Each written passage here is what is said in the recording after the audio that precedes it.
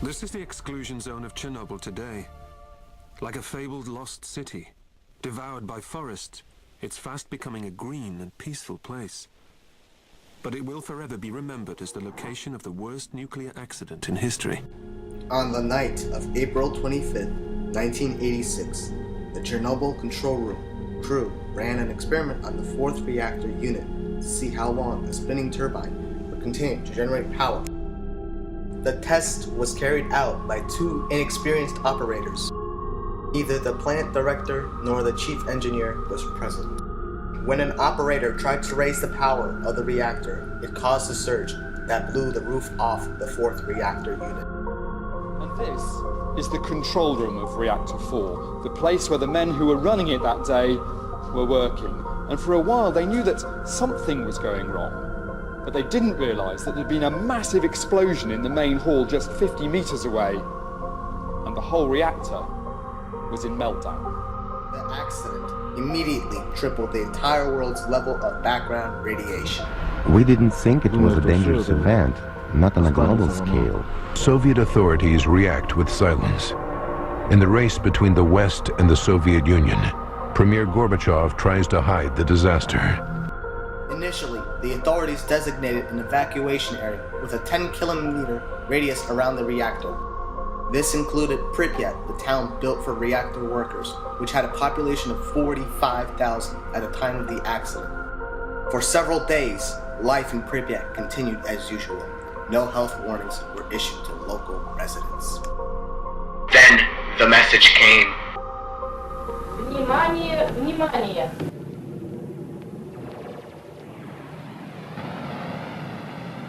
Уважаемые товарищи, городской совет народных депутатов сообщает, что в связи с аварией на Чернобыльской атомной электростанции в городе Припяти складывается неблагоприятная радиационная обстановка. Партийными и советскими органами, воинскими частями принимаются необходимые меры. Однако, с целью обеспечения полной безопасности людей и в первую очередь детей возникает необходимость провести временную эвакуацию жителей города.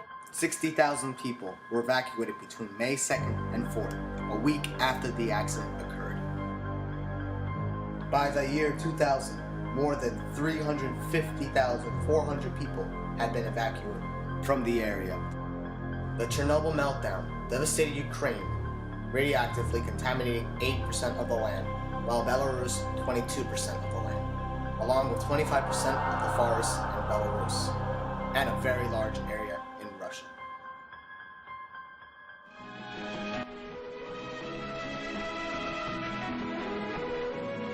Что особенного можно сказать о новом? The birth of the Soviet Union's pride, the city of Pripyat. It's accompanied by a narrative typical of those times. It ends by saying that Pripyat was lucky.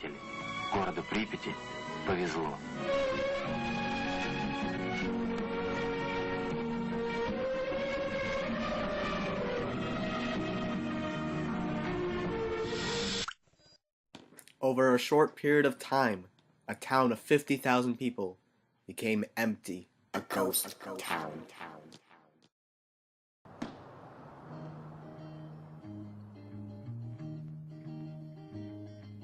Шуршит занудно дождик моросящий, душа моя в тревоге и тоске.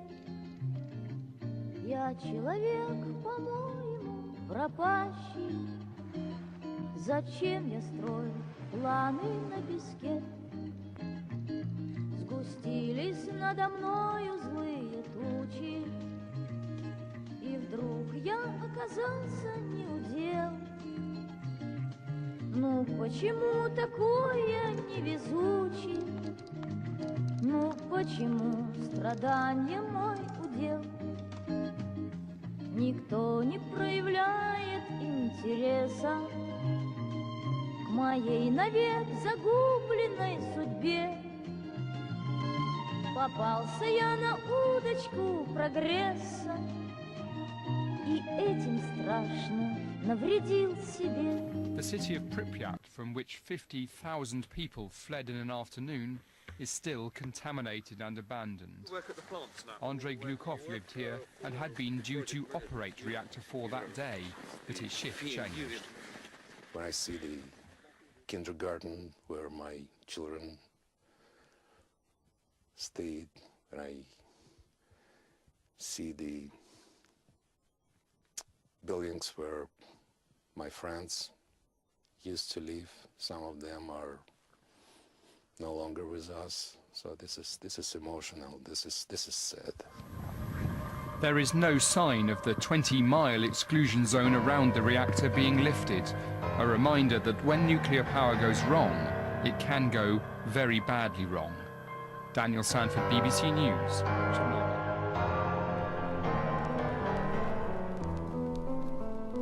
For Willie Street artists, Chernobyl has become a playground for them. 2 decades passed since the fallout, and all of a sudden, strange, grim-looking figures appeared on the walls of the ghost city. Over time, graffiti has appeared in places unexpected in the towns of Pripyat and Chernobyl.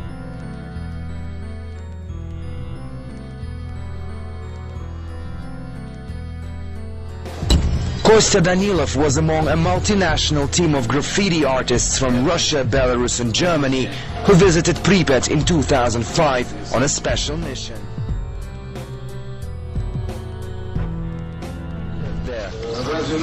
Do people draw pictures on tombstones? Do people steal iron crosses from graveyards? It is meant to be a memory. And I would say it's blasphemous to do something like this. There have been many poems written about the disaster of Chernobyl. Pripyat by Lyubov Sirota. At night, of course, our town, though emptied forever, comes to life. There are dreams wander like clouds, illuminate windows with moonlight. Their trees live by unwavering memories, remember the touch of hands. How bitter for them to know there will be no one for their shade to protect them from the scorching heat. At night, their branches quietly rock our inflamed dreams, stars thrust down onto the pavement to stand guard until morning. But the hour will pass, abandoned by dreams.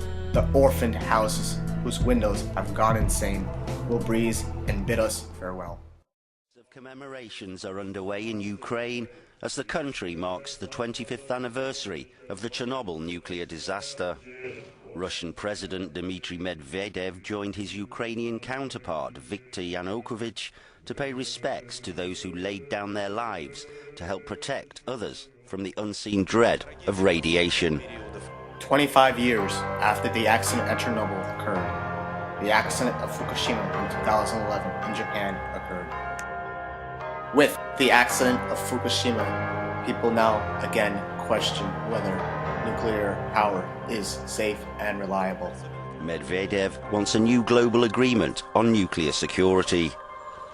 The tragedy at Fukushima shows us that we must take extra steps to ensure that nuclear energy is safe and secure and works as it should do. That is why we need to unify and work towards new international standards that will include the whole planet. Mankind will never forget the accident at Chernobyl.